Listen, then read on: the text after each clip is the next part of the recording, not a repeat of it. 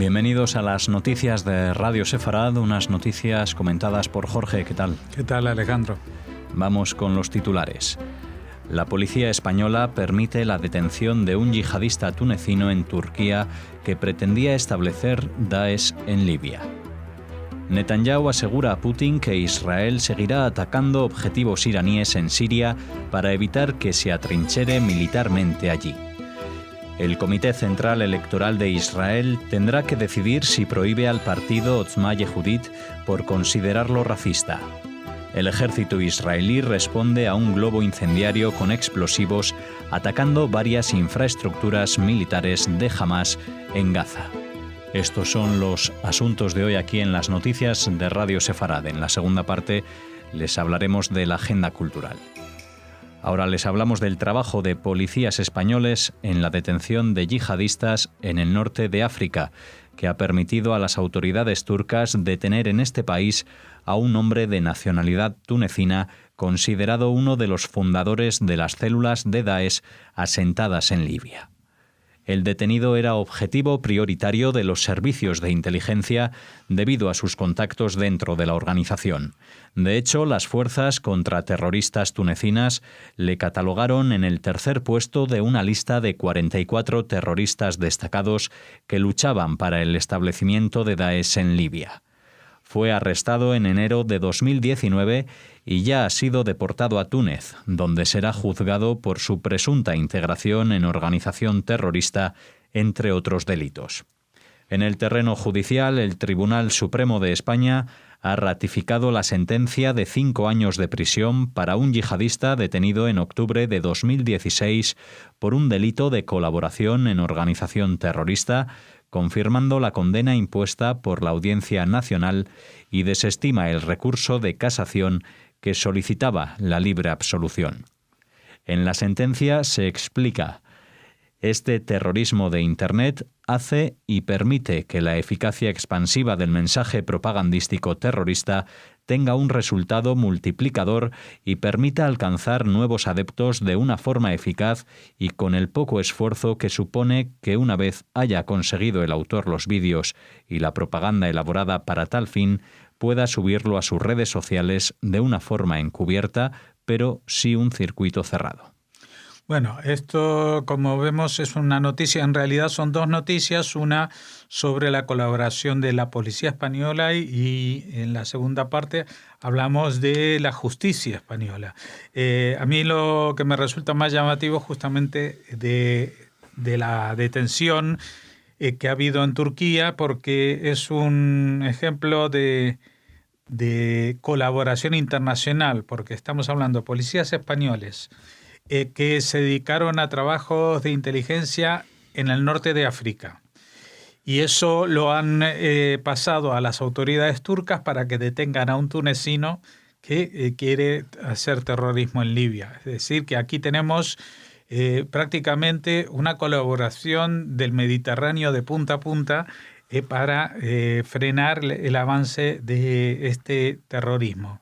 Y por otra parte, la segunda noticia que habla de las penas a las que se somete el terrorismo cuando son juzgados en España y cuáles son los baremos y la estimación que se hace, que hoy en día ha sido muy estudiada y perfeccionada en estos últimos años, porque ya, hace solo 6, 7 o 10 años, pues el tema del terrorismo yihadista había sorprendido no solamente a las fuerzas de seguridad, también a las de justicia. Así que bueno, ahora están mucho más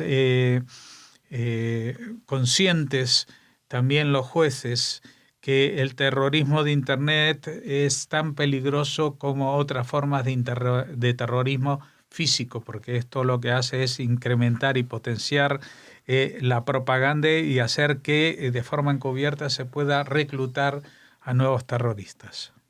El primer ministro israelí, Benjamin Netanyahu, aseguró esta semana al presidente ruso, Vladimir Putin, que su país seguirá atacando objetivos iraníes en Siria para evitar que se atrincheren militarmente en ese país.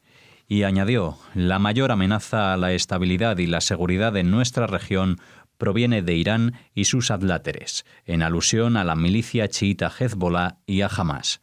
Rusia es el principal aliado del régimen sirio de Bashar al-Assad junto a Irán, cuya presencia en Siria también preocupa a Estados Unidos.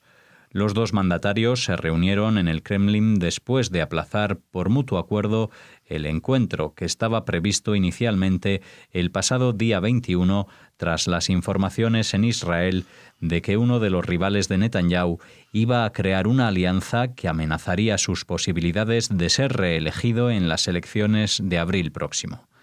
Putin y Netanyahu han mantenido encuentros en 11 ocasiones desde septiembre de 2015, cuando Rusia se involucró militarmente en el conflicto sirio.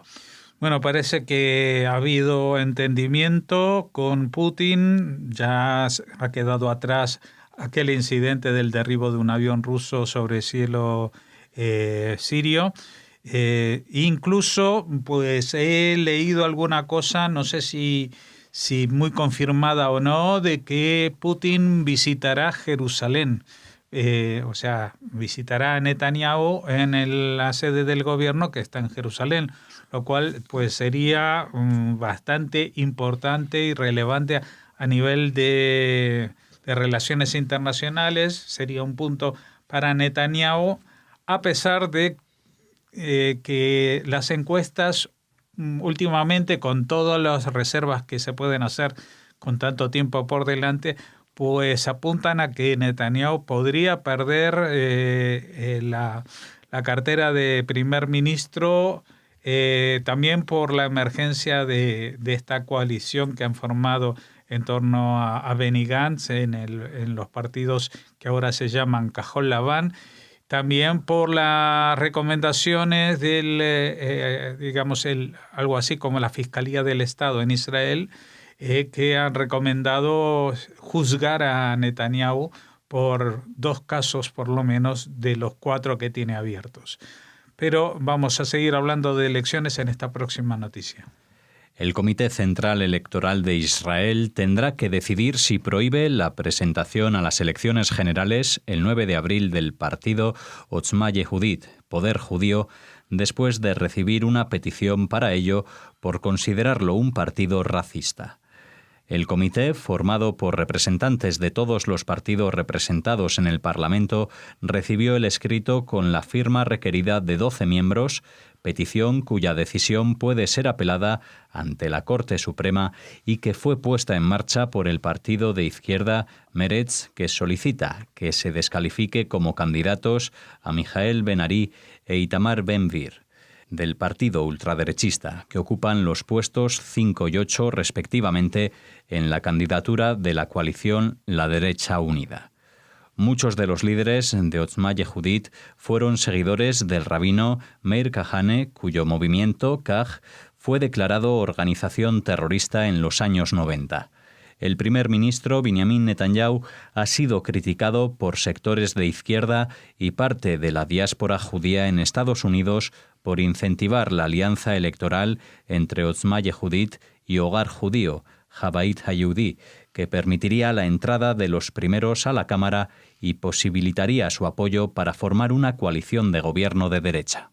Sí, de esto hemos hablado la semana pasada. Recordarán que estaba programado que justamente, como en la noticia anterior comentábamos, que Netanyahu viajara a Rusia el jueves pasado, el jueves 21. Al final eso se aplazó porque surgió esta coalición de Cajol Laván, etcétera, y en el momento que surgió esto, pues Netanyahu también aprovechó el tiempo que estaba en el país para impulsar un movimiento político muy extraño, porque lo que hizo fue atraer a un grupo, un grupúsculo podría decirse, pero que porque nunca ha logrado acceder al Parlamento, para que sea incorporado a un partido que no es el suyo, pero con el cual seguramente volvería a formar coalición de gobierno. Es decir, con el partido que antes era de Naftali Bennett, porque lo ha dejado, que se llama Abait Yehudi, y al que se incorporaría este partido llamado Otzma Yehudit. Ahora, ¿cuál es el problema y por qué se denuncia este partido como racista. A diferencia de Abait Yehudi o de Ayemina Hadash, que es la nueva derecha que ha fundado Naftali Bennett, que son grupos nacionalistas de derecha y de derecha a la derecha del Likud, es decir, bien de derecha, incluso que proclaman que si fuera por ellos, pues anexarían todos los territorios en disputa y no irían a una solución de 2 estados, es decir, una posición muy extrema dentro de Israel, pero contra ese tipo de posturas ni siquiera el partido de izquierda Meretz lo señala como un partido que no es democrático. En cambio sí lo hace con Otzma Yehudit, porque sus posturas son tildadas directamente de racistas, porque recogen el ideario de este partido que fue elegido para la Knesset, ojo, en el año 84, pero que luego fue declarado ilegal por incluso tildado de organización terrorista, y su líder, Meir Kahane, fue asesinado, acuchillado en un evento que estaba dando en Estados Unidos, creo que fue por un palestino. Era un líder con unas posiciones muy extremas que incluso hablaba de transfer, es decir, expulsión de los árabes israelíes del territorio de Israel. Es decir, una postura que realmente muy poca gente comparte en Israel, por eso no han entrado en el Parlamento, pero que ahora Netanyahu intenta que esos votos no se pierdan y sean parte por lo menos de sus socios de coalición. Pero es una jugada que lo ha posicionado a Netanyahu en un punto mucho más a la derecha del que estaba hasta ahora, porque ya, digamos, es obvio que a él no le importa gobernar con esta gente. Es más, está haciendo todo lo posible para que ellos también formen parte de esa coalición. El ejército israelí atacó varios objetivos de una infraestructura militar del movimiento islamista Hamas en Gaza tras el lanzamiento de un globo incendiario con un artefacto explosivo desde la franja que estalló en el aire, causando desperfectos sobre una vivienda israelí cercana al enclave. Según fuentes palestinas, varios misiles impactaron contra una instalación del brazo armado de Hamas sin que se causaran heridos. Sí, otra vez estamos con esto, se podría calificar como una guerra de baja intensidad, con el lanzamiento de globos explosivos, o sea, globos incendiarios, pero que no solamente de ellos cuelga un cóctel molotov que incendia pastos y bosques, sino que últimamente lo hacen con un artefacto explosivo colgando, con lo cual, pues, donde aterrice, si es en una zona poblada, puede causar incluso la muerte de gente y si no daños materiales. Y esto es casi lo que ha pasado. Digo casi porque en realidad el explosivo explotó en el aire. Entonces, bueno, cayeron algo de metralla sobre el tejado de una casa. No fue un atentado que logró herir ni matar a nadie, pero evidentemente esto tampoco se puede permitir, ni siquiera aunque les haya salido mal, porque la intención era que les saliera bien y pudieran matar gente. Así que pues el ejército bombardeó algunos objetivos sabiendo que no iba a causar tampoco daños humanos. Trata de responder el ejército de Israel de forma muy proporcionada. Es decir, si el ataque no produce muertos y heridos, pues la represalia que toma Israel tampoco las causa. Y en el caso de Israel, pues se toman muchas precauciones para que así sea. Es decir, incluso creo yo que se avisa o se dan señales previas para que las personas que se encuentran en torno al objetivo que se va a destruir, pues puedan desalojarlo con unos minutos de antelación para no sufrir daños personales. Hasta aquí las noticias de esta semana en Radio Sefarad. Volveremos la próxima ya contigo, Jorge. Sí, pues entonces será hasta el lunes a la noche y de momento Shabbat Shalom, muchas gracias. Shabbat Shalom. Hasta entonces, Jorge, nosotros volvemos ahora con la agenda cultural.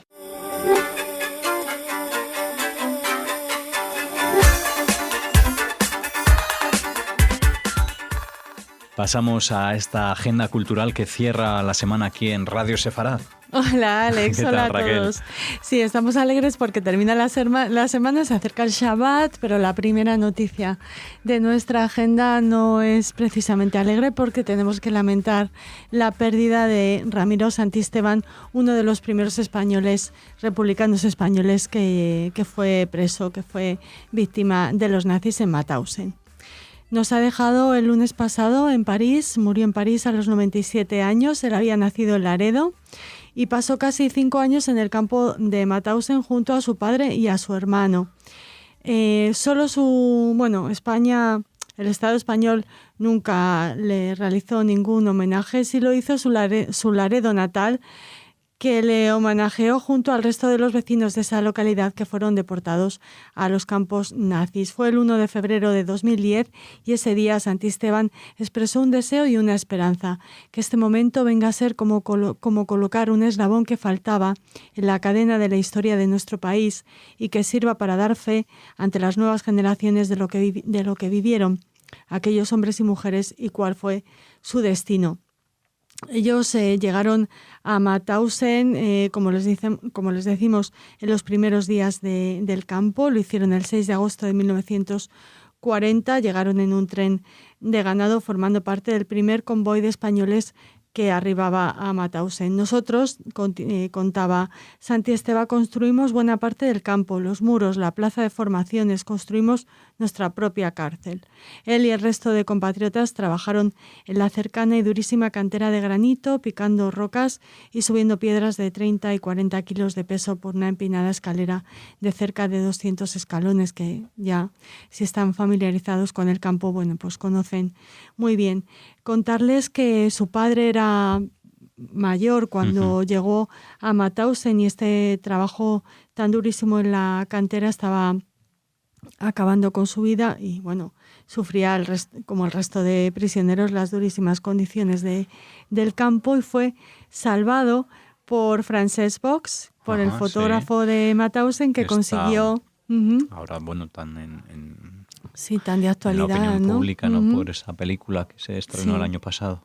Boix logró salvar al padre de Ramiro Santisteban y moviendo sus hilos y con contactos consiguió que pasara a trabajar a la cocina del campo donde, claro, la labor era mucho más liviano y podía alimentarse un poquito mejor. Solo unos días después de ser liberado, su padre falleció por debilidad y las secuelas físicas que arrastró por su paso por Mauthausen. Manuel el hermano, decidió entrar ilegalmente en España para visitar a su madre y fue asesinado por la Guardia Civil.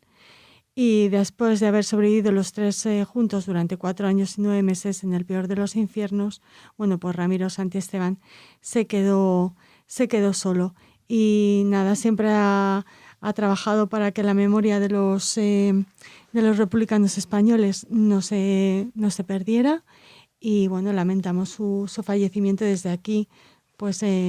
Mandamos nuestro pésame a los amigos de Amical de Mauthausen y otros campos y a sus familiares, por supuesto. Pues desde aquí la despedida de Radio Sefarad para él y ahora continuamos con la agenda. Les traemos una noticia musical, una muy buena, porque Barcelona Classics, BCN Classics, traerá a Zubin Mehta con la Filarmónica de Viena y también con la de Israel. Zubin Mehta no tiene de momento intención de colgar la batuta. El impulsor del diálogo entre los pueblos mediante la música se ha visto afectado por problemas de salud desde hace tiempo que le han obligado a cancelar diversas actuaciones. Reapareció hace 8 meses en una gira por China y Japón, pero por problemas de cadera canceló este febrero la parte americana de su gira de despedida como histórico titular de la Filarmónica de Israel. Esperemos que no tenga que suspender este concierto en Barcelona, que todavía no tiene fecha. Estaremos atentos para anunciársela lo antes posible. Que además suena bien. Bueno, pues cerramos la agenda y terminamos la semana. Seguro que ustedes también tienen ganas de Shabbat. Con el Festival de Eurovisión en Tel Aviv, Bueno. pero en este caso sin polémica. Ya. Solo queríamos contarles que el Ayuntamiento de la ciudad ha abierto una convocatoria para captar a voluntarios que ayuden a los turistas que visitarán la ciudad durante el Festival de Eurovisión, que como saben se celebrará los próximos del 14 al 18 de mayo. Unas 1.500 personas han presentado ya su solicitud para ser voluntarios en este Festival 2019. El Ayuntamiento de Tel Aviv-Yafo calcula que serán unos 10.000 turistas los que lleguen procedentes de todo el mundo para ver el concurso y están trabajando duramente para crear una experiencia perfecta. Se lo contábamos en las noticias de los lunes, que están tratando de hablar. Esto me recuerda un poco a los voluntarios de los premios Goya de aquí de España, ¿eh? ¿De los premios Goya? Sí, para recibir a los actores a la llegada a la estación de Renfe, ¿no? La polémica porque no cobraban un duro, básicamente. Ya, no me acordaba. Aquí sería un shekel. Ya.